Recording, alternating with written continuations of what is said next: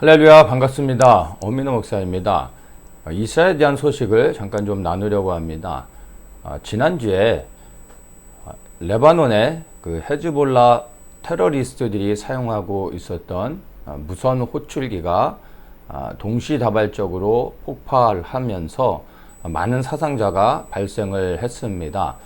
나중에 이제 보도된 바로는 이스라엘 그 첩보 당국에서 오래전에 걸쳐 유럽에서 유령 회사를 세우고 무선 호출기를 판매하는 그러한 일들을 진행을 하고 있다가 헤즈볼라를 타겟으로 삼아서 그 헤즈볼라에게 무선 호출기를 판매하고 그 헤즈볼라가 사간 무선 호출기에 폭약을 이제 설치를 하고, 그리고 적절한 시기에 그 헤즈볼라 대원들이 사용하고 있었던 무선 호출기를 동시다발적으로 폭발을 시켰습니다. 그래서 굉장히 많은 이제 사상자가 발생을 했었습니다. 이스라엘의 이러한 첩보 능력을 보면 정말 그 어마어마한 것 같습니다. 근데 이 무선 호출기 폭발로 끝나지 않고 며칠 후에 헤즈볼라 대원들이 사용하고 있었던 무전기에서도 동일한 그 폭발이 발생하면서 또다시 많은 그 사상자가 발생하게 됐습니다. 그래서 헤즈볼라에서는 이스라엘을 향해서 이제 보복을 감행하겠다고 선포를 했고, 그리고 실질적으로 이제 군사들을 움직이려고 하는 동향들이 이제 그 포착이 됐을 때 이스라엘에서는 선제적인 타격을 감행을 했습니다. 그래서 며칠 전에는 헤즈볼라의 수백 군데의 그 전략 그 기지들을 공습하면서 굉장히 많은 그 사상자들이 발생을 했고, 무엇보다도 헤즈볼라의 최고위급 이제 그 지휘관들이 굉장히 많이 사망하는 그러한 이제 사건이 발생을 했습니다. 그리고 수많은 헤즈볼라의 그 전략적 그 기점들이 완전히 무력화되는 그러한 사건이었습니다. 그리고 산발적으로 이제 헤즈볼라가 이스라엘 북부 지역을 향해서 미사일들을 또 뭐 발사하고 있는 그러한 상황입니다. 이스라엘에서는 이제 이스라엘 북부 지역에 살고 있는 주민들을 집으로 안전하게 돌려보내기 위해서 이제 그 가자 지역에서 이제는 레바논 지역으로 전쟁을 옮긴다라고 발표를 이미 예전에 했었고, 그리고 실질적으로 지금 그러한 일들을 진행해 나가고 있는 것입니다. 그래서 북부 지역의 그 안정을 위해서 레바논의 헤즈볼라와 전면전도 지금 불사하고 지금 계속해서 전략적으로 레바논의 헤즈볼라를 지금 그 공격하고 있는 상황입니다. 몇 달 전에 이란 테헤란에 하마스의 수장 하니엘을 이스라엘이 암살을 했습니다.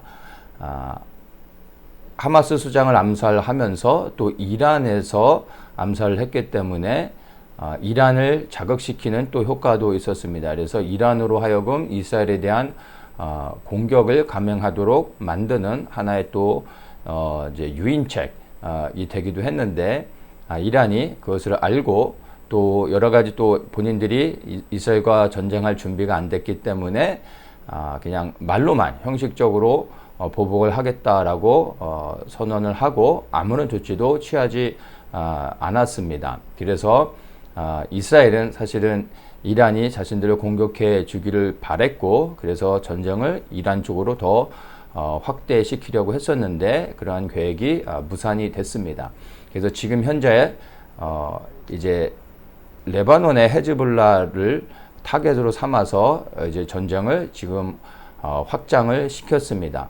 그래서 공식적으로 이미 사실 그 레바논의 헤즈볼라와 전쟁이 시작되어졌다라고 보아도 될 것 같습니다. 그래서 가자에서 시작된 전쟁이 이제 레바논의 헤즈볼라로 넘어갔고, 헤즈볼라는 지금 상황 속에서 이란과 같이 뭐 말로만 그렇게 하고 아무런 조치도 취할 수 없는 그런 상황이 아니라 적극적으로 이제 이스라엘과 전쟁을 해야 되는 상황 가운데 놓여져 있어서 헤즈볼라에게는 별다른 다른 대안이 없을 것 같습니다. 그래서 아마 이스라엘과 그 레바논의 헤즈볼라와의 전쟁은 더 크게 확대되지 않을까 이렇게 생각을 합니다. 그리고 뭐 예멘의 후티 반군이라든지 시리아와 또 이라크 쪽에서 이란의 대리 세력들이 이스라엘 향해서 여러 가지 이제 공격들을 감행하고 있는데, 아마도 이스라엘은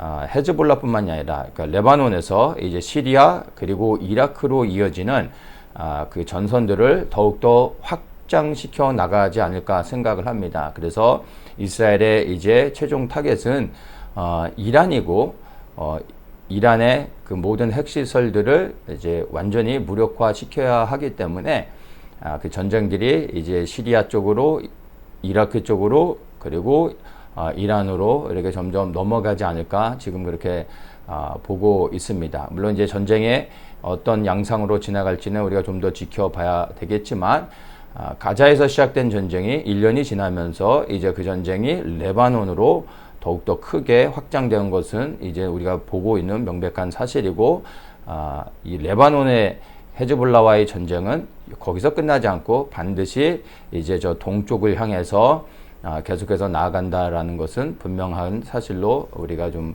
주목하고 볼 필요가 있습니다. 자, 이렇게 이스라엘이 전쟁을 확장시켜 나가고 있는 상황 가운데서 우리가 지켜봐야 될 것이 단순히 중동 지역이 아니라 이 중동 지역의 전쟁이 점점 생각보다 규모가 커질 때 동북아시아에 우리가 예상치 못한 시간에 어떤 큰 이제 전쟁들이 일어날 수 있다라는 것 또한 분명하게 우리가 인지하고 있어야 됩니다. 그래서 한국과 북한, 중국과 대만, 그리고 러시아와 우크라이나의 전쟁도 그 영향권 안에 있고, 어디에서 어떤 이 동북아시아 쪽에서 어떤 전쟁이 또 이스라엘의 전쟁으로 인하여서 그 영향을 받아 이렇게 전쟁이 시작되어질지는 사실 알 수 없습니다. 중요한 것은 중동 지역에서의 전쟁이 확장되어질 때 동북아시아의 어떤 힘의 균형이 깨어지면서 전쟁이 일어날 수 있다는 것입니다. 그래서 이 한반도의 전쟁도 우리가 지켜보아야 하는 그런 상황입니다. 그래서 중동의 정세를 통해 이제 한반도의 여러 가지 이제 변화들을 우리가 계속해서 지켜보아야 하는 것입니다. 그래서 정말로 지금은 그 어느 때보다 우리가 더욱더 기도해야 될 그러한 시기라고 생각을 합니다. 물론 우리가 이스라엘을 위해서 계속해서 또 기도하는 것도 중요하겠지만, 이러한 그 국제 정세 속에서 무엇보다 우리 그리스도인들이 지금 이 마지막 시대를 살아가는 성도들로서 시대를 분별하는 것이 정말로 중요하다고 생각이 듭니다. 지금 우리가 살아가고 있는 시대는 단순히 그냥 예수님만 잘 믿으면 되는 그러한 시대가 아니라, 그래서 교회 열심히 다니고 열심히 봉사하고 또 내 가족이 구원을 받고 뭐 이런 정도로 끝나는 것이 아니라, 이 시대가 어떠한지를 잘 분별해야 이러한 시대 가운데서 우리 개개인을 향한 주님의 그 부르심이 무엇인지, 그리고 또 어떻게 이 시대 가운데 우리가 믿음을 지켜가야 되는지, 그러한 것들을 시대를 분별하는 가운데 우리가 주님께 여쭙고 그리고 그렇게 준비되어질 수 있습니다. 그래서 무엇보다도 이러한 변화되는 그러한 시대 가운데서 무엇보다 예수님께 더욱더 기도하면서 먼저는 시대를 분별할 수 있기를 바랍니다. 그리고 주님께 이 시대가 어떤지를 묻고 이 시대를 분별해 알 수 있는 지혜를 달라고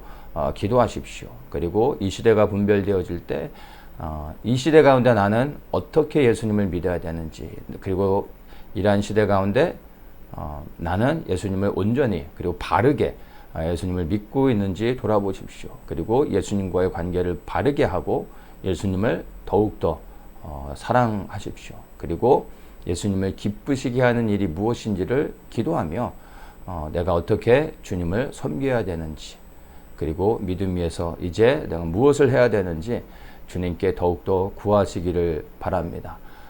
정말 우리는 주님의 재림이 임박해진 마지막 시대를 살아가고 있고, 그리고 모든 것들의 그 시간표들을 볼 수 있는 그 이스라엘의 여러 가지 상황들을 보면서 정말 그때가 조금 더 가까이 오고 있다라는 것을 우리가 몸으로 체험하고 눈으로 확인하여 보고 있습니다.